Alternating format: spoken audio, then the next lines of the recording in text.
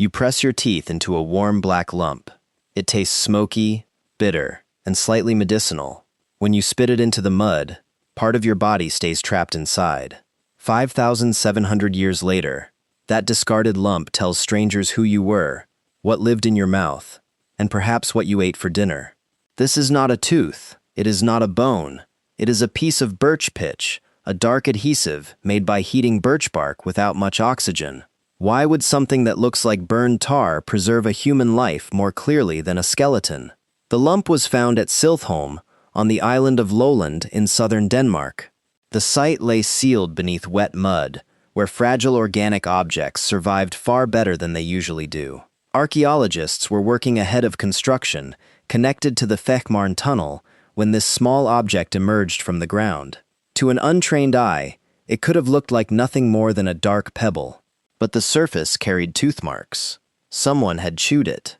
Radiocarbon dating placed it between roughly 5,858 and 5,661 years before the present, close to the beginning of the Neolithic period in Denmark. What could possibly remain inside after nearly 6 millennia? The answer began with saliva. Every time you chew, cells from the lining of your mouth detach and mix with whatever sits between your teeth. Those cells contain your DNA, the molecular instruction book inherited from your parents. Your saliva also carries bacteria, viruses, and tiny traces of whatever has recently passed through your mouth. Normally, that biological mixture disappears quickly. Water breaks molecules apart. Oxygen drives chemical reactions. Microbes consume what remains. So why did this mouthful survive? Birch pitch behaves like a seal. It repels water, and some of its natural compounds can slow microbial growth. As the chewed lump cooled and hardened, saliva and microscopic debris became locked inside a sticky, water-resistant capsule. Then the mud at Syltholm buried that capsule in an environment unusually good at preserving organic material. In 2019, a team led by Hannes Schroeder, and including Tace Z, T. Jensen published the analysis in Nature Communications. The researchers generated around 390 million DNA fragments from the pitch. Nearly 1/3 could be matched uniquely to the human reference genome, the standard sequence scientists use as a comparison map. Could a piece of ancient gum really contain enough information to rebuild an entire person's genome? Not an entire person, but an entire genome. Those are different things. A genome is the complete set of genetic instructions carried in a cell. It cannot tell you a name, a voice, a memory, or a favorite place. It can reveal biological sex, ancestry, and some inherited traits when the evidence is strong enough. From this tiny lump, the team reconstructed a complete ancient human genome at an average depth of about 2.3 times, meaning each position was read a little more than twice on average. The pattern of X and Y chromosome fragments indicated that the chewer was female. Researchers later gave her the nickname Lola after the island of Lowland. Her genome showed that she was genetically closer to Western European hunter-gatherers than to hunter-gatherers living in central Scandinavia. Why is that surprising? Lola lived at a turning point. Farming had begun reaching southern Scandinavia. Domesticated plants, livestock, polished stone tools, and new settlement patterns were spreading into landscapes long used by hunter-gatherers. Yet her ancestry showed no clear signal of the incoming early farming populations in that analysis. Her body belonged genetically to an older hunter-gatherer world.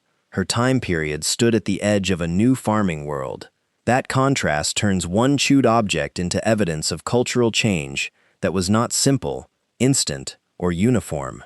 Could people keep older ancestry and hunting traditions while new technologies appeared around them?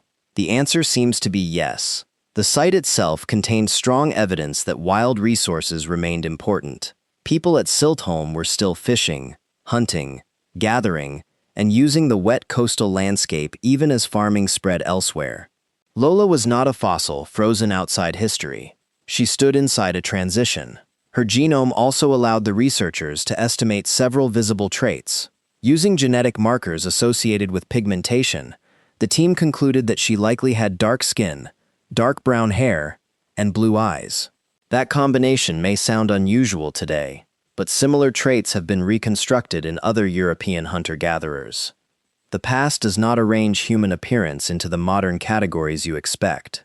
Her genome also carried ancestral versions of genetic variants, linked with lactase persistence.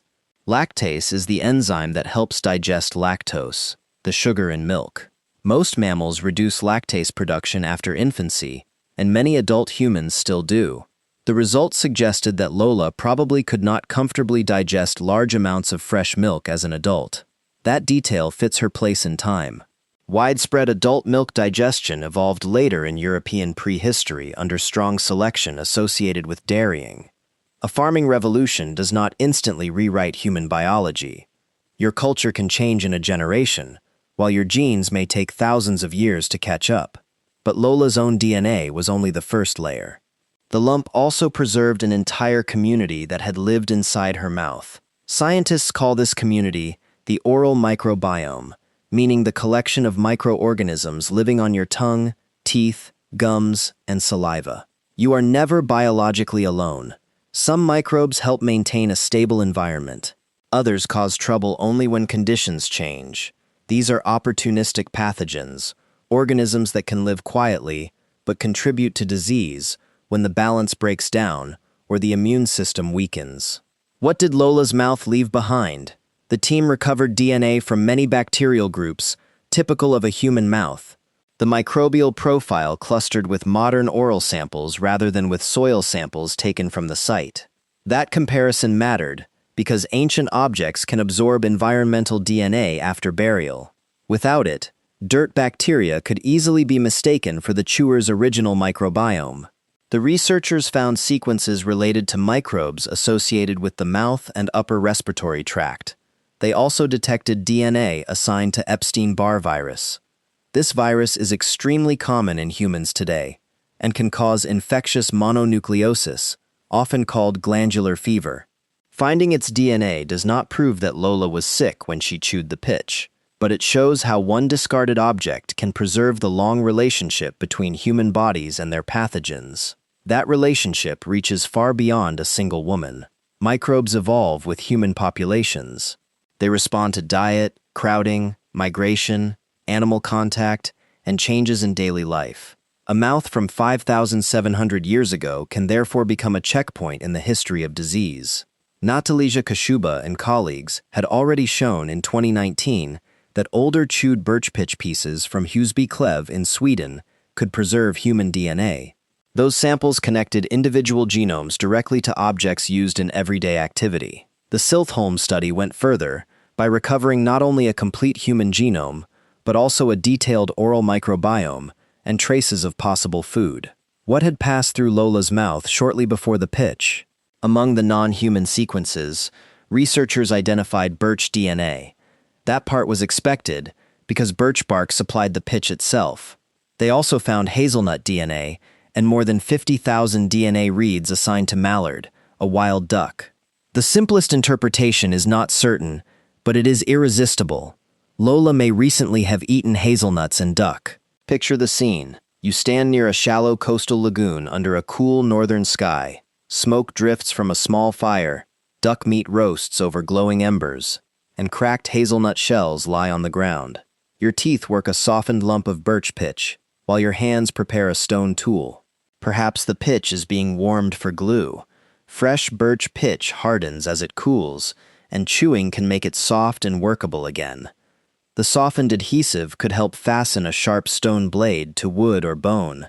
Is that why Lola chewed it? Possibly, but no single explanation is certain. Birch pitch contains compounds such as betulin, and antiseptic uses have been proposed. It may have been chewed to ease dental discomfort, clean the mouth, suppress hunger, or simply for the sensation.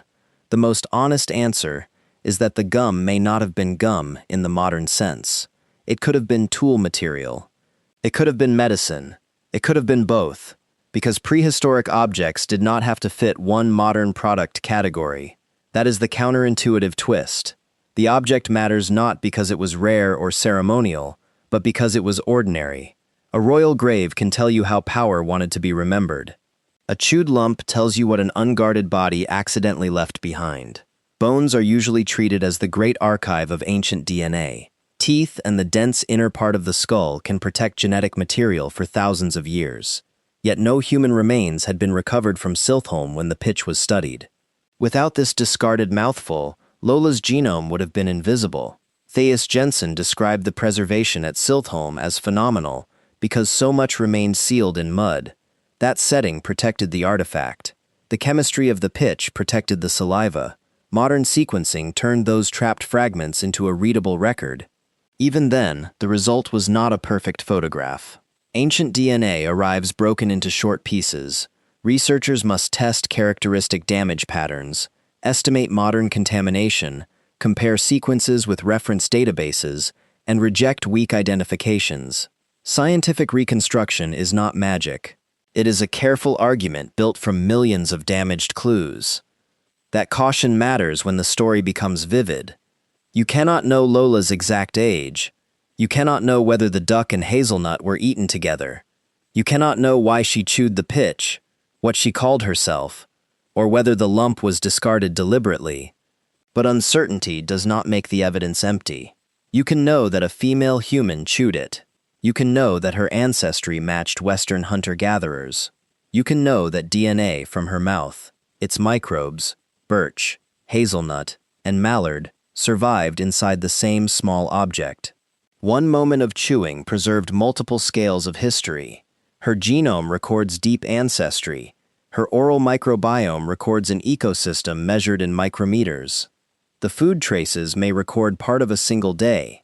How many archaeological objects can hold thousands of years and a recent meal at the same time? The discovery also changes where you might look for ancient lives. Human remains are rare, ethically sensitive, and unevenly preserved. Everyday materials touched by the body can sometimes carry genetic information without being part of a burial. Chewed pitch links a person directly to an action. That connection is unusually intimate. A stone blade may pass through many hands. A house floor may collect debris from generations. A saliva-filled lump can point toward one mouth and one brief behavior. Today, you leave DNA almost everywhere. It rests on a cup, a keyboard, a toothbrush, and the inside of a discarded wrapper. Most of it vanishes without notice. But under the right chemistry and the right burial conditions, something trivial can become more durable than a monument. Lola did not chew the pitch to preserve her genome. She did not intend to document her bacteria. She did not prepare a menu for scientists thousands of years later. That is exactly why the object feels so human. The most revealing records of a life are not always the ones created for history. Sometimes they are the things you touch, use, chew, and throw away. You press your teeth into a warm black lump, and without knowing it, you leave an entire world inside.